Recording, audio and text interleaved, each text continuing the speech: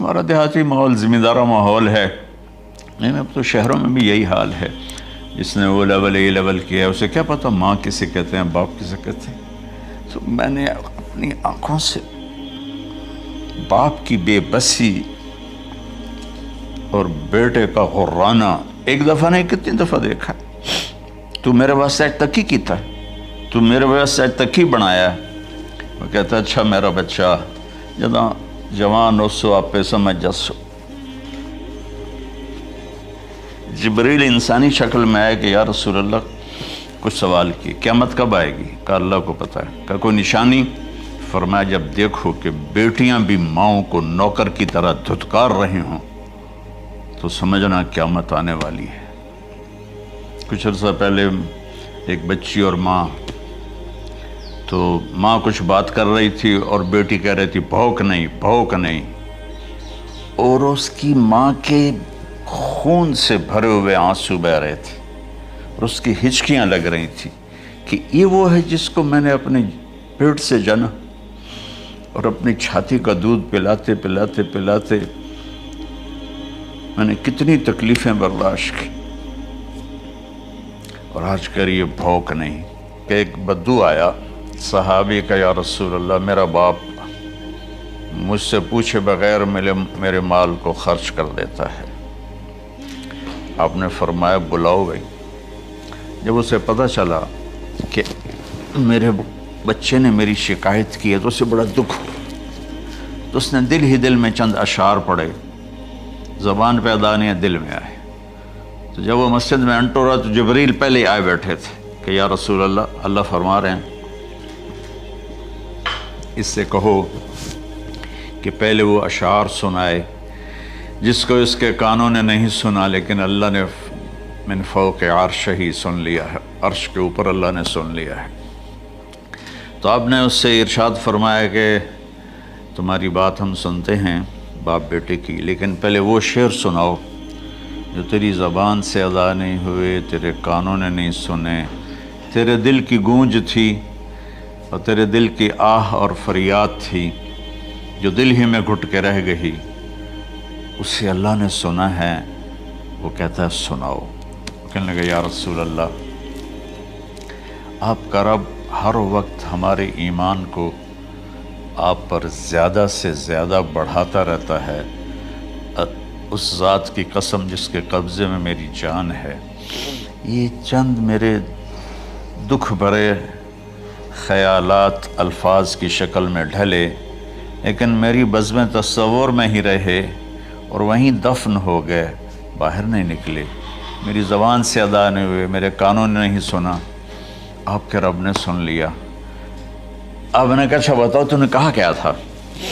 تو انہوں نے کہا جی میں نے بچے کی جب سنی شکایت میری کی ہے تو میں نے کہا تھا غضوتک مولودا وعلتک یافعا تعل بما اجنی علیک وتنہل وَإِذَا ذَاقَتْكَ بِالسُّقْمِ لَيْلَةً لَمْ أَبِتْ لِلسُّقْمِكَ إِلَّا صَاهِرًا أَتَمَلْمَلُ كَأَنِّي أَنَا الْمَتْرُوكُ دُونَكَ بِالَّذِي تُرِكْتَ بِهِ دُونِي وَعِنِي تَحْمَلُهُ تَخَافُ الرَّضَى نَفْسِي عَلَيْكَ وَإِنَّهَا لَتَعْلَمُ أَنَّ الْمَوْتَ وَقْتٌ مُؤَجَّلٌ فَلَمَّا بَلَغْتَ السِّنَّ وَالْغَايَةَ الَّتِي إِلَيْهَا مَدَى مَا فِيكَ كُنْتُ أُؤَمِّلُ جَعَلْتَ جَزَائِي غِلْظَةً وَفَظَاظَةً كَأَنَّكَ أَنْتَ الْمُنْعِمُ الْمُتَفَضِّلُ فَلَيْتَكَ إِن لَّمْ تَرَعَ حَقَّ أُبُوَّتِي فَعَلْتَ كَمَا الْجَارُ الْمُجَاوِرُ يَفْعَلُ فَأَوْلَيْتَنِي حَقَّ الْجِوَارِ وَلَمْ تَكُنْ عَلَيَّ بِمَالٍ دُونَ مَالِكَ تَبْخَلُ۔ میں ابھی ترجمہ کرتا ہوں۔ اس کا میرے نبی پر کیا اثر ہوا کہ آپ کے ٹپ ٹپ آنسو گر رہے تھے اور آپ کی داڑھی آپ کے آنسوں سے تر ہو رہی تھی۔ یہ اتنا فصیح کلام ہے کہ عربوں کو بھی پسینہ آ جائے گا ترجمہ کرنے کے لیے، تو میں تو عربی نہیں ہوں، لیکن یہ فخر تو حاصل ہے، بھلے ہیں یا برے ہیں دو چار قدم ہم بھی تیرے ساتھ چلے ہیں۔ کچھ عرصہ اہل علم کی محفلوں میں بیٹھے، کچھ زبان کی شناسائی ہوئی، تو میں اپنی کم مائگی کے ساتھ اس کا ترجمہ کروں گا۔ وہ کہتا ہے غزوتک مولودا وعلتک یافعا تعل بما اجنی علیک وتنہل تنحل، میرے بیٹے جس دن تو پیدا ہوا ہم نے اپنے لیے جینا چھوڑ دیا، ہوئے ہوئے ہوئے ہوئے، ہم تیرے لیے جیے۔ تیری ماں تجھے دودھ پلاتی تھی، میں تیرے لیے روٹی کے نوالے لاتا تھا، میری ساری کمائی پہلی اور آخری سب تیرے اوپر لگتی تھی۔ تجھے خوش دیکھتے تھے تو خوش ہوتے تھے، تجھے روتا دیکھتے تھے تو ہم روتے تھے۔ وَإِذَا ذَاقَتْكَ بِالسُّقْمِ لَيْلَةً لَمْ أَدْلِ سُقْمَكَ إِلَّا سَاهِرًا أَتَمَلْمَلُ۔ جب تو کبھی بیمار ہو جاتا تھا تو تیرے سرانے بیٹھ کر ہم ساری رات روتے تھے اور دعائیں کرتے تھے، یا اللہ ہمارے بچے کو بچا لے، ہمارے بچے کو صحت دے دے۔ اس تڑپ میں ساری رات میں جاگتا تھا، تیرے لیے میں نے اپنا سب کچھ لگا دیا، اپنے لیے جینا چھوڑ دیا، اپنی خواہشات کو دبایا، تیری ہر خواہش کو پورا کیا۔ تجھے مسکرانے کے لیے، تجھے ہنسانے کے لیے میں دھکے دھوڑے کھاتا رہا، کبھی گرمی لو کی جھلسا دینے والی ریت اور کبھی سردی کے سرد ہوا کے تھپیڑے، لیکن میں ان دونوں سے گزرتا ہوا تجھے پالنے کی خاطر اپنے آپ کو کھپاتا رہا۔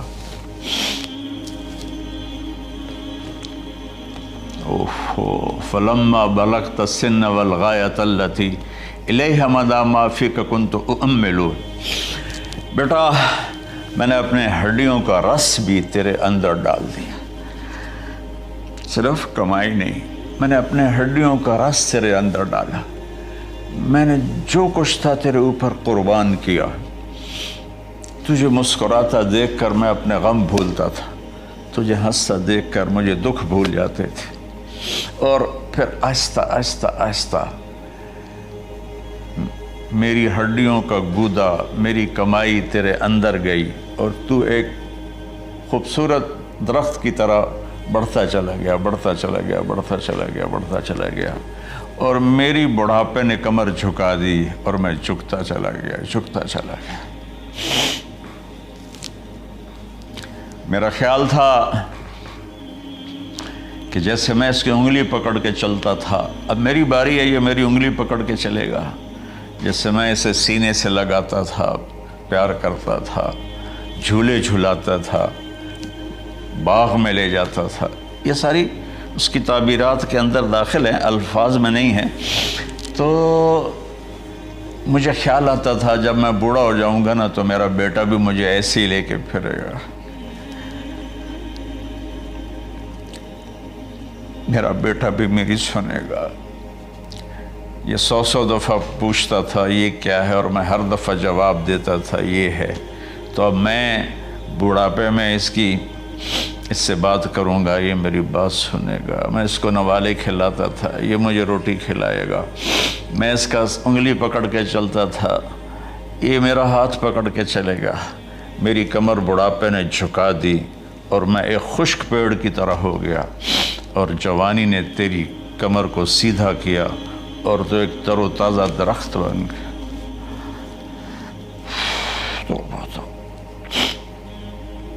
تو مجھے خیال آیا کہ میں نے 20 سال اس بچے کو پالا ہے، ابھی اپنی ماں اور باپ کو دیکھے گا، لیکن ایک دم اچانک کیا ہوا؟ فلما بلغت السن والغایۃ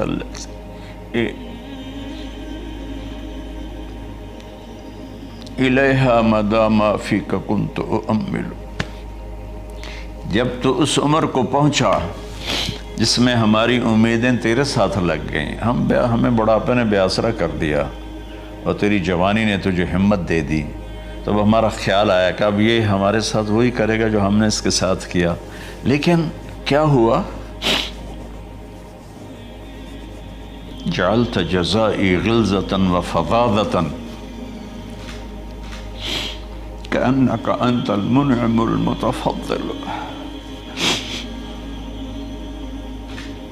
تو اتنا بدتمیز ہوا، تیری زبان چھری بن گئی، تیرا رویہ زہر بن گیا، اور میری ساری زندگی کی محنت کا بدلہ تو نے مجھے نافرمانی سے دیا، بد اخلاقی سے دیا، بدتمیزی سے دیا۔ میں حیرت بھری نظروں سے تجھے دیکھتا رہا اور میں اپنی پچھلی 20 سالہ زندگی کو جھٹلاتا رہا کہ میرے خیال میں اس کا نوکر ہوں اور یہ میرا مالک، میں اس کا باپ نہیں، میں اس کا نوکر ہوں، کیونکہ ماں باپ کے ساتھ ایسا کوئی نہیں کرتا ہے، یہ میرا مالک ہے اور میں اس کا نوکر ہوں، اس لیے مجھے ڈانٹ رہا ہے۔ کتنے بچوں کو میں نے یہ کہتے سنا اپنے باپ کو، تو میرے واسطے آج تک کیتا کی، تو میرے واسطے آج تک بنایا کی، اور جو آپ بے بسی کی تصویر بنا ہوتا تھا وہ شکلیں بھی میرے سامنے ہیں۔ تو کمال کے اشعار میں سوچ رہا ہوں جو میرا یہ حال ہے 1400 سال بعد کہ میرے آنسو نہیں رک رہے، تو اللہ کے نبی تو زارو قطار روئے تھے، داڑھی آنسوں سے تر ہو گئی تھی۔ کہا بیٹا جب تو نے میری ساری زندگی کی محنتوں کا بدلہ بدتمیزی سے دیا، گالی گلوچ سے دیا، دھکے دے کر باپ کو گھر سے نکال دیتے ہیں، تو بیٹا میں یہ سمجھا کہ تو نے ایک خواب دیکھا تھا، تو نے ایک خواب دیکھا تھا کہ تو باپ ہے اور یہ بیٹا ہے۔ اصل حقیقت یہ ہے کہ یہ مالک ہے اور میں نوکر ہوں۔ پھر آگے کہتا فَلَيْتَكَ إِن لَّمْ تَرَ حَقَّ أُبُوَّتِي فَعَلْتَ كَمَا الْجَارُ الْمُجَاوِرُ يَفْعَلُ۔ اچھا چلو بیٹا تو نے مجھے باپ تو نہ سمجھا، چلو ایک پڑوسی سمجھ لو۔ عرب میں پڑوسی کا بہت خیال کیا جاتا تھا، اور یہ عرب کی شان تھی کہ اپنے پڑوسی کو وہ عزت دیتے تھے جو اپنے گھر میں ایک دوسرے کو عزت دیتے تھے۔ تو اس نے پھر اس کی طرف اشارہ کیا کہ اگر میں تیرا باپ نہیں ہوں، تیرے رویوں کو دیکھ کر تو یہی لگتا ہے کہ میں تیرا نوکر ہوں، تو میرا مالک ہے، تو چلو اتنا تو کر دے جتنا ایک پڑوسی کے ساتھ کرتا ہے۔ فَأَوْلَيْتَنِي حَقَّ الْجِوَارِ وَلَمْ تَكُنْ عَلَيَّ بِمَالٍ دُونَ مَالِكَ تَبْخَلُ۔ تو پڑوسی پر تو عرب خرچ کرتے ہیں، تو بھی تھوڑا سا میرے اوپر خرچ کر دیتا اور تو بخیل نہ بنتا، اور میرے خوابوں کو چکنا چور کر دیا، میری امیدوں پر پانی پھیر دیا، میرے بڑھاپے کو ذلت اور رسوائی میں بدل دیا۔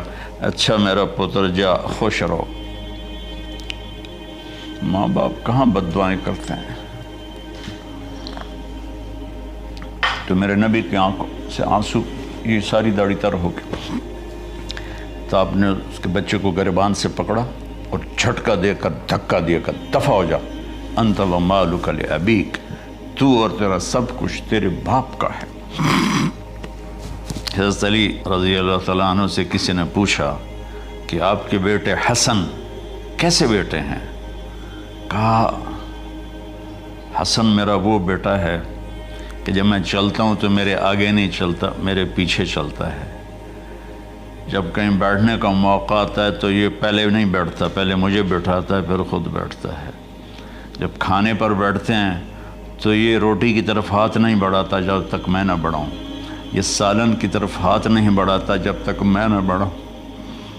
میں کمرے میں ہوں تو یہ چھت پہ نہیں چڑھتا کہ میرے باپ کی بے ادبی ہو جائے گی۔ میں حالانکہ چھت پہ چڑھنا ضرورت کے لیے ہوتا ہے، لیکن قربان جائیں اہل بیت کے ایسے ہی اخلاق ہوتے ہیں، آل رسول ایسے ہی ہوتے ہیں۔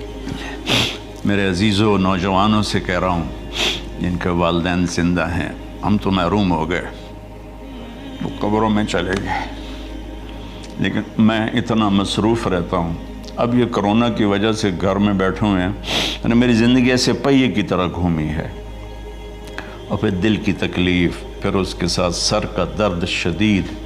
اس کے باوجود میں روزانہ 10 نفل اپنے باپ کے لیے پڑھتا ہوں، 10 نفل اپنی ماں کے لیے پڑھتا ہوں، اور 4 نفل اپنی خالہ کے لیے پڑھتا ہوں، کہ ساری زندگی سجدوں میں سر رکھ کے اس کا ثواب ماں باپ کو پہنچاؤں، تو ماں باپ کا حق ادا نہیں ہو سکتا۔